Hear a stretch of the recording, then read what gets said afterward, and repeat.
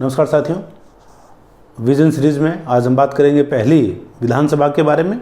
और पहली जो विधानसभा है इसका जो कार्यकाल है वो रहा था 1952 से लेकर के 1957। और पहली विधानसभा ने अपने कार्यकाल को पूरा किया था। और पहली विधानसभा में जो टोटल सीट है वो हुआ करती थी 160। अब इस 160 में से किस दल ने कितनी सीट प्राप्त की, ये हमारे सेकंड ग्रेड में प्रश्न आया था। और 160 में से हम देखते हैं कि कांग्रेस ने सीटें प्राप्त की 82। और 2 नंबर की जो पार्टी थी वो थी आपके आरआरपी या राम राज्य परिषद। और राम राज्य परिषद जो है इसकी सीटें थी आपके 84। फिर हम देखते हैं कि भारतीय जनसंघ हुआ करता था, इसकी सीटें थी आपके 8। ये पार्टी के हिसाब से बात थी। लेकिन यदि हम निर्दलीयों की यदि अपन बात करें तो निर्दलीय जो रहे पहली विधानसभा में उनकी सीटें हुआ करती थी 35। आप लोग ये बात ध्यान रखिएगा कि निर्दलीय प्रत्याशी अब तक के सर्वाधिक जो हैं वो पहली विधानसभा के अंदर ही थे, जिनका आंकड़ा था आपके 35 निर्दलीय जीत करके आए थे। अब 160 की विधानसभा में जब हम देखते हैं तो कांग्रेस को केवल 82 सीटें मिली है। अब आप लोग सोच रहे होंगे कि कांग्रेस उस समय के राष्ट्रीय स्वतंत्रता संग्राम में वो शामिल रही है, उसके बावजूद राजस्थान में इतनी कम सीटें क्यों मिली। तो राजस्थान में जब हम देखते हैं तो राजस्थान में रजवाड़े हुआ करते थे, जिसकी बात हम लोग एकीकरण में कर चुके हैं। तो रजवाड़ों ने कांग्रेस का विरोध किया था और रजवाड़ों ने कांग्रेस का विरोध किया। दूसरा, यहाँ हम देखते हैं कि कांग्रेस ने सीधा या प्रत्यक्ष रूप से कोई भी मूवमेंट नहीं चलाया था। और यहाँ जो मूवमेंट रहे, हालांकि एक प्रकार से वो कांग्रेस के ही मूवमेंट थे, लेकिन वो मूवमेंट डायरेक्ट नहीं होकर के इनडायरेक्ट थे। जैसे हम प्रजा मंडल या प्रजा परिषद के जो मूवमेंट देखते हैं, इसके कारण क्या है कि जो कांग्रेस जो है वो राजस्थान से सीधी रूप से कांग्रेस राजस्थान में भागीदारी नहीं निभा रही थी। दूसरे जो रजवाड़े हैं, लगभग रजवाड़े कांग्रेस के विरोध में थे, इसके कारण इतना अच्छा परफॉर्मेंस नहीं कर पाई थी कांग्रेस। और इसकी जो सीटें हैं केवल रही आपके 82, ये इसका कारण रहा था। 2 नंबर की आपकी पार्टी है राम राज्य परिषद। यही पूछा गया था सेकंड ग्रेड के अंदर प्रश्न। कभी प्रश्न पूछा जाए कि सर्वाधिक निर्दलीय जो है अब तक किस विधानसभा में जीत कर गए हैं, तो पहली विधानसभा, ये प्रश्न पूछा जा सकता है। और इसकी जो संख्या है वो थी आपके 35। एक बात और यही कर लेते हैं उपचुनाव की। यदि ये प्रश्न आपसे पूछा जाए कि सर्वाधिक उपचुनाव अब तक किस विधानसभा में हुए हैं, तो पहली विधानसभा में ही सर्वाधिक उपचुनाव हुए थे और उपचुनावों की संख्या थी आपके 17। तो ये पहली विधानसभा के बारे में कुछ बातें रही। अब जो पहली विधानसभा है इसमें यदि अपन बात करें तो कांग्रेस ने सबसे ज़्यादा 82 सीटें जीती। और कांग्रेस ने ये जो चुनाव है वो किसके नेतृत्व में लड़ा था, ये देखो एक अच्छा प्रश्न हो सकता है कि पहली लोकसभा के लिए कांग्रेस ने किसके नेतृत्व में चुनाव लड़ा था। तो सोचने वाली बात नहीं है, जयनारायण व्यास के नेतृत्व में कांग्रेस ने चुनाव लड़ा था। क्यों? क्योंकि चुनाव के वक्त जो एक देखो एक लोकप्रिय सरकार है,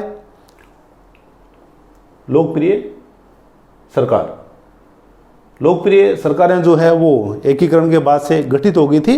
तो उस समय लोकप्रिय सरकार के राजस्थान में जो मुख्यमंत्री थे वो थे जयनारायण व्यास। और जयनारायण व्यास लोकप्रिय सरकार के मुख्यमंत्री थे। इसी कारण पहली विधानसभा का जो चुनाव है कांग्रेस ने जयनारायण व्यास के नेतृत्व में लड़ा था। हालांकि ये एक अलग बात है कि जयनारायण व्यास ये चुनाव हार जाते हैं। ठीक है, अभी हम बात कर रहे हैं अभी दूसरी बात, ये जो विधानसभा है इसका गठन कब हुआ, ये भी आपसे पूछा जा सकता है। तो फरवरी 1952 के अंदर, फरवरी 1952 में हम देखते हैं कि जो विधानसभा है पहली विधानसभा उसका गठन होता है। और इसकी जो पहली बैठक है वो होती है आपके मार्च 1952 के अंदर सवाई मानसिंह टाउन हॉल के अंदर। और सवाई मानसिंह टाउन हॉल जो है ये प्रारंभ में हमारा विधानसभा भवन ये हुआ करता था। तो ये सारी बातें इंपॉर्टेंट है। पूछा जा सकता है कि पहली विधानसभा का गठन कब हुआ, पहली विधानसभा की बैठक हुई कब हुई और कहाँ हुई। अब आप देखो कि रोचक जानकारी जो है ये रही कि जय नारायण व्यास जिनके नेतृत्व में ये चुनाव लड़ा गया, लेकिन जय नारायण व्यास ये चुनाव हार जाते हैं। ठीक है, और जय नारायण व्यास जो हैं इन्होंने एक स्थान से चुनाव नहीं लड़ा था। जय नारायण व्यास ने 2 स्थानों से चुनाव लड़े थे। एक इन्होंने चुनाव लड़ा था जालोर जो शहर है, इसमें 2 सीटें हुआ करती थी, जालोर ए और बी, तो इन्होंने चुनाव लड़ा जालोर ए सीट से, और एक इन्होंने चुनाव लड़ा जोधपुर बी सीट से। यहाँ भी 2 सीट हुआ करती थी। और आप देखो कि जोधपुर में इन्होंने सीधी टक्कर ली थी किसके साथ? हनुमंत सिंह। हनुमंत सिंह को हम सभी जानते हैं, और हनुमंत सिंह आप देखो कि उसमें जोधपुर के राजा हुआ करते थे, और इनसे ये सीधा मुकाबला करते हैं और हनुमंत सिंह चुनाव जीत जाते हैं। आप देखो कि जिस राजशाही के विरुद्ध जय नारायण व्यास लड़ते रहे और जनता ने उनका समर्थन किया, उसी राजशाही के प्रतिनिधि के सामने जय नारायण व्यास चुनाव हार जाते हैं हनुमंत सिंह के सामने। और जालोर ए जो है, यहाँ हनुमंत सिंह का ही एक जागीरदार था माधो सिंह, और माधो सिंह से भी चुनाव हार जाते हैं। अब आप देखो कि जय नारायण व्यास चुनाव हार गए, जिनके नेतृत्व में कांग्रेस ने चुनाव लड़ा। फिर उस दौर में माणिक्यलाल वर्मा, हीरालाल शास्त्री, ये जो लोग थे। अब हीरालाल शास्त्री जो है ये हमारे राजस्थान के पहले मनोनीत मुख्यमंत्री माने जाते हैं, और इनका जो संबंध है वो रहा है जोबनेर से। जोबनेर जयपुर से आते हैं ये, और आप देखो कि ये हमारे पहले मनोनीत मुख्यमंत्री रहे, लेकिन इनसे रिजाइन करवा लिया जाता है सरदार वल्लभ भाई पटेल की मृत्यु के बाद में। और हीरालाल शास्त्री जो है इनको नेहरू ने केंद्रीय राजनीति में ले लिया था, क्योंकि जय नारायण व्यास से और माणिक्यलाल वर्मा से इनका मनमुटाव बहुत ज़्यादा था, इसके कारण ये चले गए। दूसरा गोकुल भाई भट्ट की यदि हम बात करें तो ये भी पहली लोकसभा का चुनाव लड़ते हैं, लेकिन हार जाते हैं। हारने के बाद में ये चले गए सर्वोदय आंदोलन को गति देने के लिए। माणिक्यलाल वर्मा चित्तौड़ से लोकसभा का चुनाव लड़ते हैं, लेकिन हार जाते हैं। फिर उपचुनाव होता है और टोंक से जीत जाते हैं, तो ये भी चले जाते हैं केंद्रीय राजनीति के अंदर। अब आप देखो कि जो हमारे प्रजामंडल के या राजस्थान के स्वतंत्रता संग्राम के जो प्रमुख जो लोग थे, जय नारायण व्यास, माणिक्यलाल वर्मा, ये जो लोग थे, ठीक है, एक गोकुल भाई भट्ट, ये लोग या तो केंद्र की राजनीति में चले गए हैं या फिर ये लोग निष्क्रिय हो चुके हैं। इसके कारण जो नंबर है सीएम पद पर वो आ जाता है किसका? टीकाराम पालीवाल का। टीकाराम पालीवाल उप मुख्यमंत्री हुआ करते थे लोकप्रिय सरकार के अंदर। किसके अंतर्गत? जब नेतृत्व कर रहे थे आपके जय नारायण व्यास, तो इनके उप मुख्यमंत्री हुआ करते थे। अब दूसरे व्यक्ति सारे के सारे हार गए हैं, इसके कारण उप मुख्यमंत्री जो है वो बन जाता है मुख्यमंत्री। और आप देखो ये प्रश्न पूछा जाता है कि पहले नियुक्त मुख्यमंत्री कौन है, तो या पहले उत्तरदायी सरकार के मुख्यमंत्री कौन है, या पहली लोकतांत्रिक सरकार के मुख्यमंत्री कौन है, तो टीकाराम पालीवाल। तो ये टीकाराम पालीवाल इसके कारण क्या है मुख्यमंत्री बन जाते हैं। अब आप देखो कि मुख्यमंत्री बने तो रहे कितने समय तक? टीकाराम पालीवाल की जब हम बात करते हैं तो ये आप देखो कि मूलतः दौसा से आते हैं। ये टीकाराम पालीवाल मूलतः दौसा से आते हैं, और इन्होंने भी 2 सीटों से चुनाव लड़ा था। दौसा की एक तो महुआ सीट थी और एक मलारनो चार्ड एक सीट थी। इन दोनों सीटों से चुनाव लड़ते हैं और दोनों ही सीटों से ये चुनाव जीत जाते हैं। दोनों ही जो स्थान है ये आपके दौसा में हुआ करते थे। अब हमारे पहले मुख्यमंत्री हैं तो इनके बारे में पूछा जा सकता है कि कौन सी बात इनके बारे में सत्य है और कौन सी बात असत्य है ना। तो आप देखो कि ये लोकप्रिय सरकार में भी उप मुख्यमंत्री रहे हैं, और बाद में अब हम देखेंगे कि ये जब जय नारायण व्यास मुख्यमंत्री बनेंगे तो उनके भी ये क्या रहे हैं? उप मुख्यमंत्री रहे हैं। ये एकमात्र ऐसे व्यक्ति हैं जो लोकप्रिय सरकार में भी उप मुख्यमंत्री रहे हैं, लोकतांत्रिक सरकार में मुख्यमंत्री भी रहे हैं और उप मुख्यमंत्री भी रहे हैं। अब आप देखो कि दौसा की दोनों सीटों से ये जीत जाते हैं, और बाद में हम देखते हैं कि 3 मार्च 1952 को 3 मार्च 1952 को टीकाराम पालीवाल मुख्यमंत्री पद की शपथ ले लेते हैं। और टीकाराम पालीवाल ने मुख्यमंत्री पद की शपथ तो ले ली, लेकिन जय नारायण व्यास गुट के जो लोग थे वो जय नारायण व्यास को मुख्यमंत्री पद पर देखना चाहते थे। और दूसरी बात, जय नारायण व्यास और नेहरू जी के जो ताल्लुकात थे वो बहुत ही शानदार थे, क्योंकि दोनों ने स्वतंत्रता संग्राम में साथ साथ भागीदारी निभाई है। तो केंद्रीय जो नेतृत्व वो भी चाह रहा था कि जय नारायण व्यास आए तो हमें कोई दिक्कत नहीं है। अब जय नारायण व्यास दोनों सीट हार गए हैं। अब क्या रहा कि अब हम देखते हैं कि चांदमल मेहता, ये देखो ये सारी बातें, पहली जो लोकसभा है ना, इसकी सारी बातें आपके लिए इंपॉर्टेंट है। चांदमल मेहता किशनगढ़ से एमएलए हुआ करते थे। उन्होंने कहा कि यदि जय नारायण व्यास यदि मुख्यमंत्री बने तो मैं अपनी सीट को छोड़ सकता हूँ। उन्होंने सीट को छोड़ा। जय नारायण व्यास किशनगढ़ से चुनाव लड़ते हैं और किशनगढ़ चुनाव से जीत जाते हैं। अब पालीवाल जी का जाना तय था। अब जय नारायण व्यास जो है ये आ जाते हैं 1 नवंबर 1952 को। पहली विधानसभा की हम बात कर रहे हैं, पहली विधानसभा का एक मुख्यमंत्री चला गया, टीकाराम पालीवाल। ठीक है, टीकाराम पालीवाल के बारे में यदि हम बात करें तो आप देखो कि आगे चल करके टीकाराम पालीवाल को जय नारायण व्यास जो है ये अपना उप मुख्यमंत्री बनाते हैं।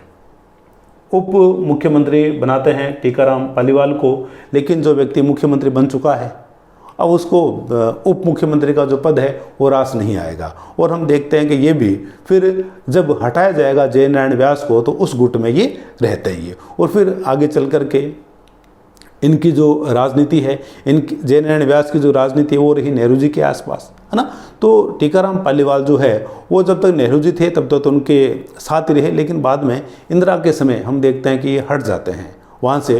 और जब कांग्रेस का विभाजन होता है, कांग्रेस आई और कांग्रेस ओ में, तो ये कांग्रेस ओ की साइड होते हैं ये। और अपना अंतिम जो समय है टीकाराम पालीवाल वो एक शिक्षक के रूप में बिताते हैं। तो टीकाराम पालीवाल का जो चैप्टर है वो क्लोज हुआ। मूलतः ये आते हैं दौसा से। अब जय नारायण व्यास बने हमारे मुख्यमंत्री 1 नवंबर 1952 को। 1 नवंबर 1952 को मुख्यमंत्री बने और इनको मुख्यमंत्री बनाने में माणिक्यलाल वर्मा जैसे जो लोग थे उनका बड़ा योगदान था। माणिक्यलाल वर्मा है, मथुरादास माथुर है, इन लोगों ने बड़ा योगदान दिया। लेकिन आप देखो कि एक स्वतंत्रता सेनानी है जय नारायण व्यास, परखर वक्ता है। और आप देखो कि इनके व्यवहार में भी क्या थी, स्वतंत्रता थी, बोलने में थोड़े बड़बोले थे। तो इसके कारण क्या रहा कि इनके साथ के जो लोग थे, इनके साथ के लोगों को इस प्रकार का इनका जो बिहेव है वो इनको सूट नहीं किया। इसके कारण हम देखते हैं कि टीकाराम पालीवाल तो पहले ही थे, इसके बाद में माणिक्यलाल वर्मा ये भी इनके दूसरे वाले खेमे में चले जाते हैं। इसके अलावा मोहनलाल सुखाड़िया भी दूसरे गुट में थे। मोहनलाल सुखाड़िया पहली जो सरकार बनी थी टीकाराम पालीवाल के नेतृत्व में उसमें मंत्री हुआ करते थे।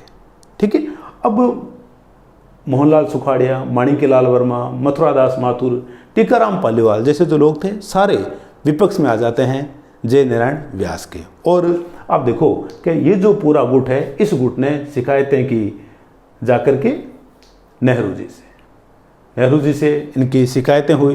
तो फिर जो केंद्रीय नेतृत्व है उसने सोचा कि भैया जो सिर फुटोवल है वो न हो, इसके लिए क्या है कि विधायक दल की बैठक करवा दी जाए और विधायक दल खुद ही अपना मुख्यमंत्री चुन ले। और आप देखो कि बैठक हुई और उस बैठक में जो मोहनलाल सुखाड़िया है, मोहनलाल सुखाड़िया ने चुनौती दी जय नारायण व्यास को।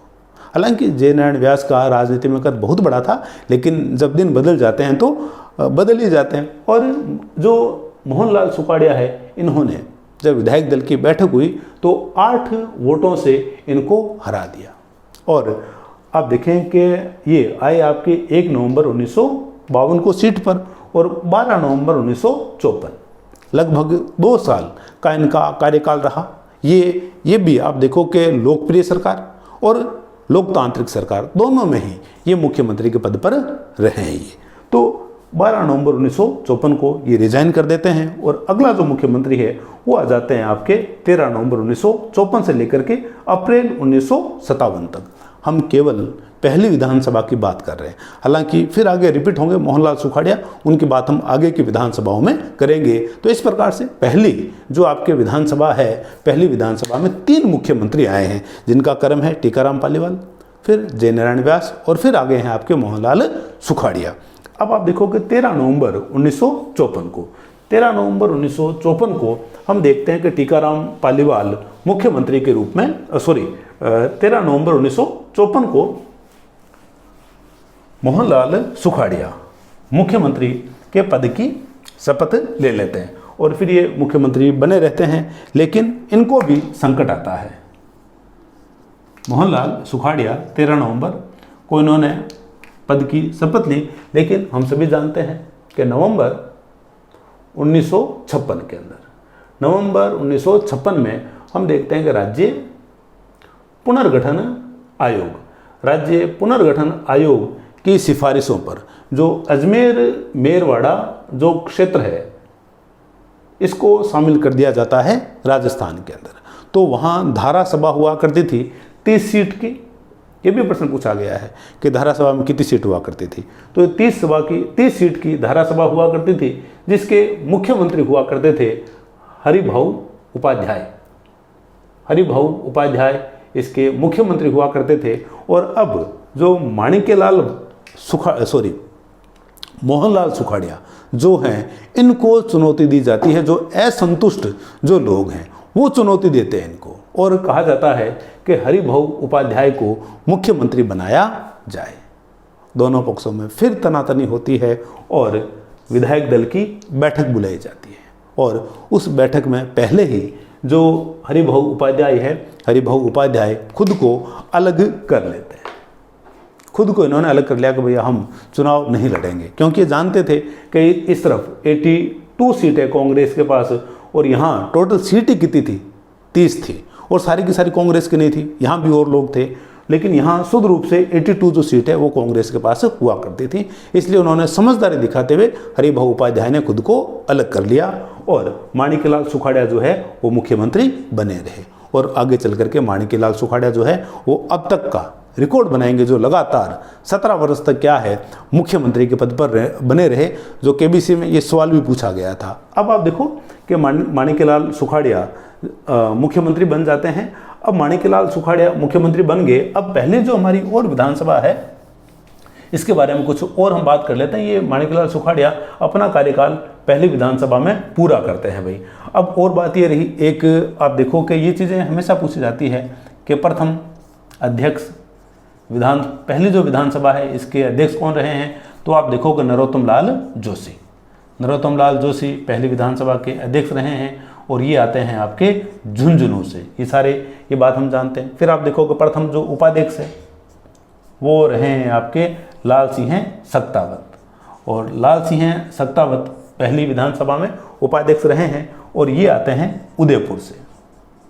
फिर पहली जो विधानसभा है इसमें नेता प्रतिपक्ष की जब हम बात करते हैं तो ये थे जसवंत सिंह तंवर पहली विधानसभा में नेता प्रतिपक्ष थे, और ये आते हैं बीकानेर से आते थे। अब इसके अलावा ये तो आपके पदाधिकारी हो गए। और भी पहली विधानसभा की जब हम बात करते हैं तो एक नाम आता है यशोदा देवी।